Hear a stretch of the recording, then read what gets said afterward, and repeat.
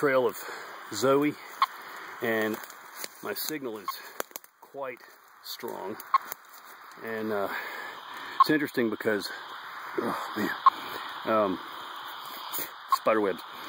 The signal is very strong, and in the exact location where the signal is strong, I found a little female box turtle just sitting here under a log. Take a look at this. There she is. Just sitting there, soaking in this wonderful rain that we've just had on this extremely hot day. There she is. I'm not even going to bother her because we're so far from Earthshine that I would never see her up there. So I'm going to leave her alone, not even touch her. Just let you get a good close-up look of this beautiful creature in its natural habitat. See you later, little girl. Let's find that snake. So the question is, where is that snake hiding? The signal is leading me out into this field, which is really interesting because that indicates that maybe she's crossing the field. Let's see.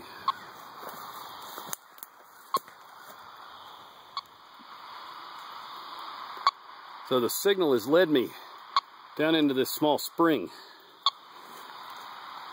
It is gorgeous down here.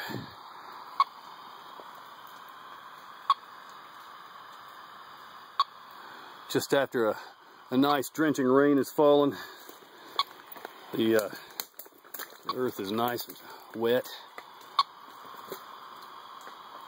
I feel like I'm in a tropical rainforest. Actually, I'm in a temperate rainforest if you want to get really technical.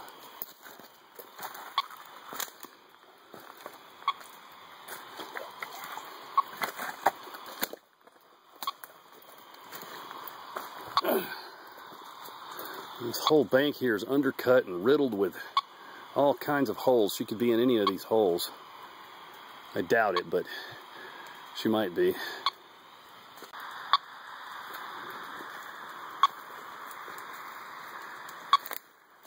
Beautiful little mountain stream. It's coming right down that rock. I wonder if I found the source. It sure looks like a spring head. Oh gosh, look at this place.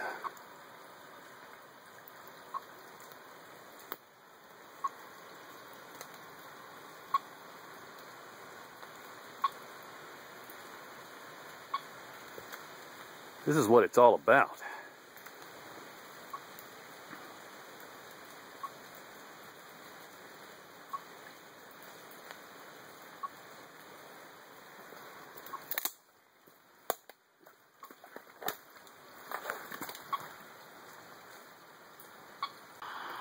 So she's probably within 50 feet of my position based on my signal.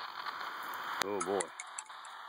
All kinds of strange feedback and interference coming from this. There's thunderstorms all around. Look at the size of that yellow poplar. A giant tree. Look at that. What an incredible place I've found.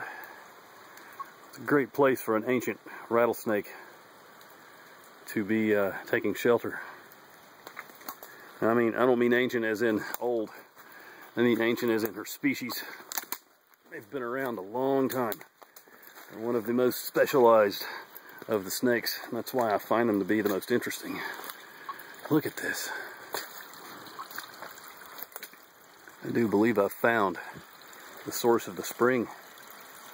It's just coming right out of the ground, right at the top of this rock. Wow, this is beautiful. Water is so clean, and I'm standing in it. There's nowhere else to walk around here. The ground's so uneven. I'm being careful not to stir up too much sediment, though.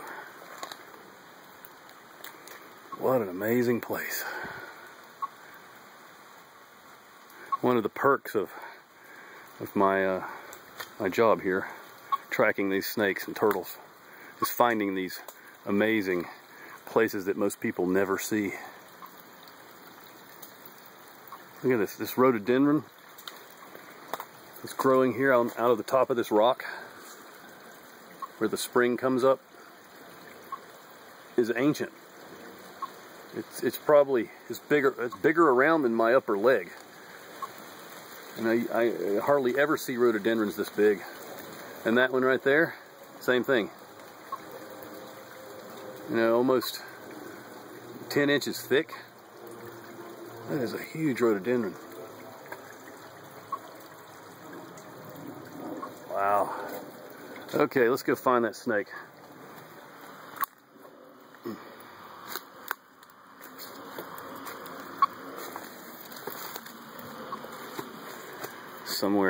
Somewhere through here.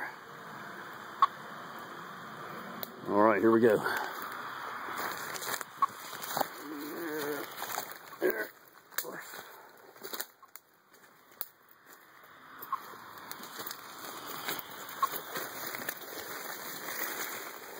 Well, after crossing the field, crossing the creek, coming through a little boggy area, and then coming up across this small spring that I just passed through, and then experiencing quite a nice little downpour, I found where Zoe is resting.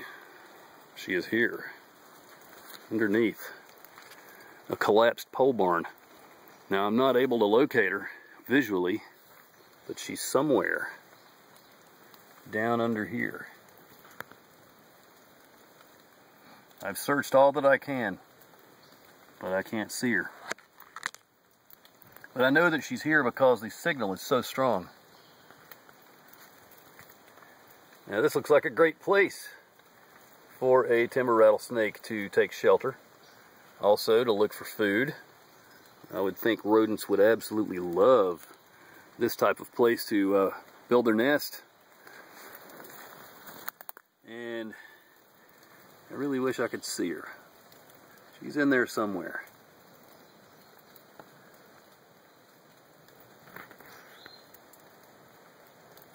But we're not going to see her today. But she sure has traveled a long way. So according to my handy GPS here, Zoe has traveled almost 2/10 of a mile from her last location day, which was the 1st of July, up on the ridge where we found her, where actually I couldn't see her on that day either. She was buried under some debris, just like today. Now, I think one of the reasons she's probably being quite covert and hidden during the day is it's been so hot lately. It's just been incredibly hot. So she's probably become much more nocturnal, and she's coming out at night to do her hunting and other snaky things. So that's it for Zoe's tracks for the 10th of July, 2012. So now we need to go release Utsanati, who recently had his surgery and is recovering nicely and ready to go back into the wild. So let's go let him go. All right, well, I'm here at the woodpile and I'm about to release Utsanati. He's been in captivity for just a little bit over 1 month. And he's had his transmitter fixed so that the antenna is in the correct position, and he will be able to be easily tracked in the forest. I've brought him back to this exact location because this is where he was captured, and this is the best thing for him to be released here at this site. Now, there's one variable. The tarp that used to cover this woodpile has been removed, so it's going to be interesting to see if he decides to stay here or to leave. Now, if you look at this, on top of the woodpile, I have, in place of the tarp, added some pieces of bark to provide a little refuge in the spot where Utsanati liked to rest when the tarp was here. So maybe this will give him a sense of security long enough to at least, realize where he is and decide his next move. So I'm going to release Utsanati under this bark now.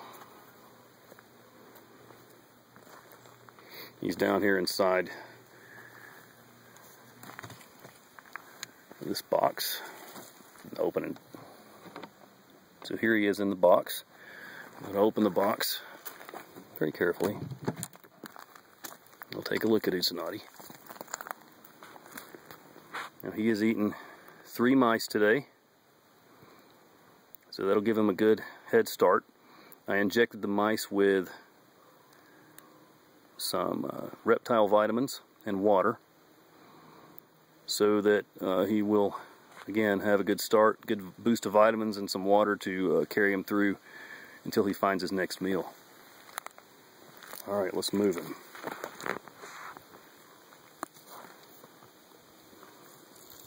Oh, he is a little upset. I would be too. I want to be quick about this because I do not want him to regurgitate his last meal.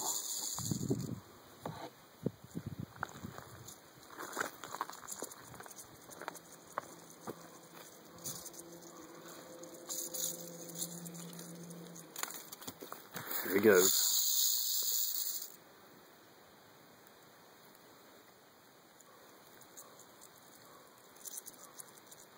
And he knows exactly where he is, I think. It should smell like home.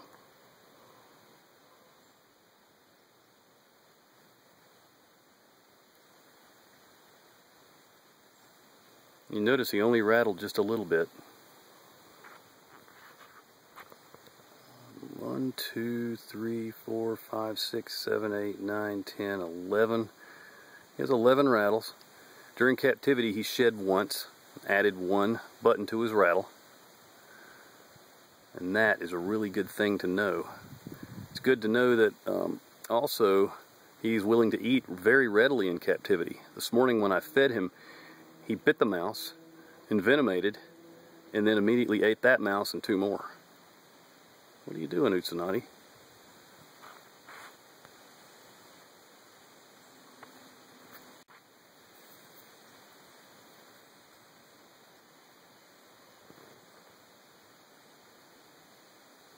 He's going out the back.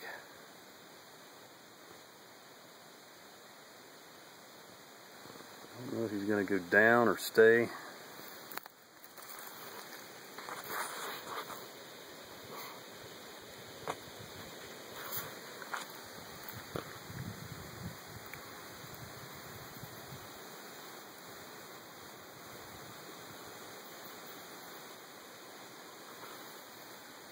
I should back up a little.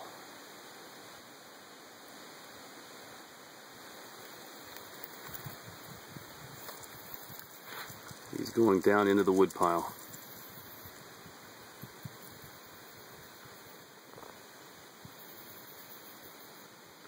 He knows exactly where he is.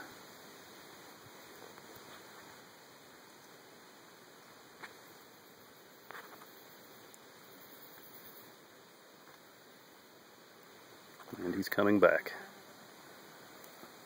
I see him down there looking at me through the crack in the wood.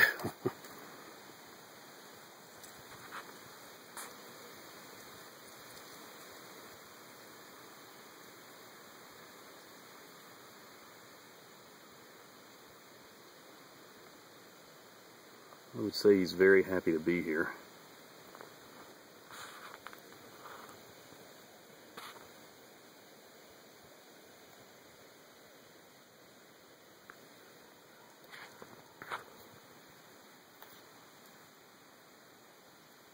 He's probably a little confused because the tarp is not here. But this is all part of the study. What's he going to do? Will he stay in the wood pile? Will he move on?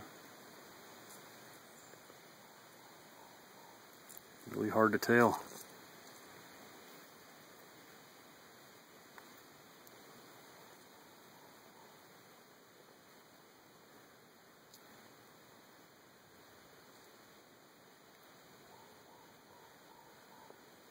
He is working himself in there really tightly underneath this log.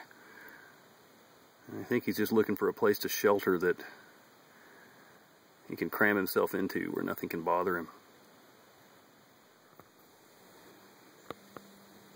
Oh, I see him now. He's coming out the other side.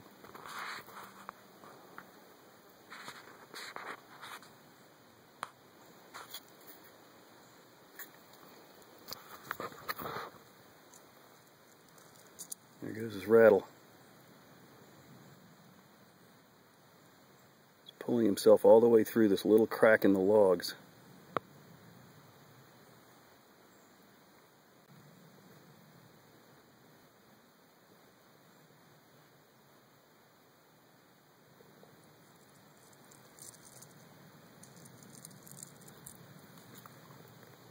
So I wonder if he's going to come out on the other side.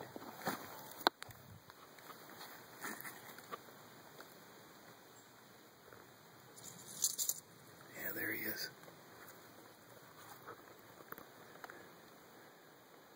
Obviously he is not too interested in my little bark shelter.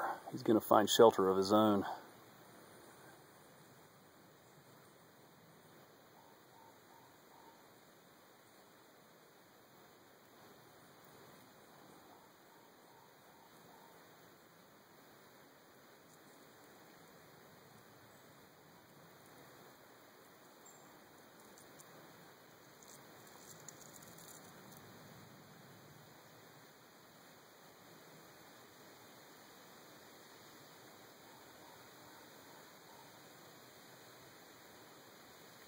I haven't seen another snake on this woodpile at all. There were several copperheads here the last time I was here.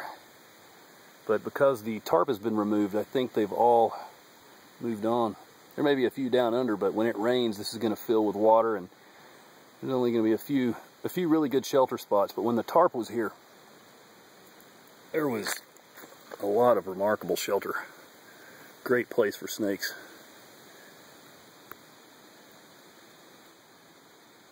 He's going back between the logs again.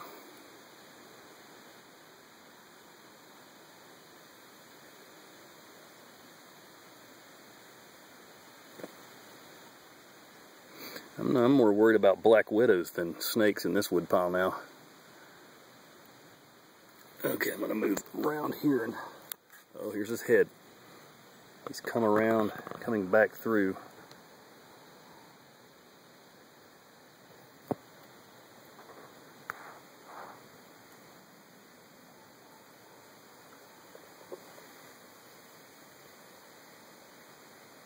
Oh, he sees me. No way he can strike. He's totally he's in a really bad position for striking now. His body is under the woodpile. And there's no way he can launch himself forward because there's so much wood over top of him.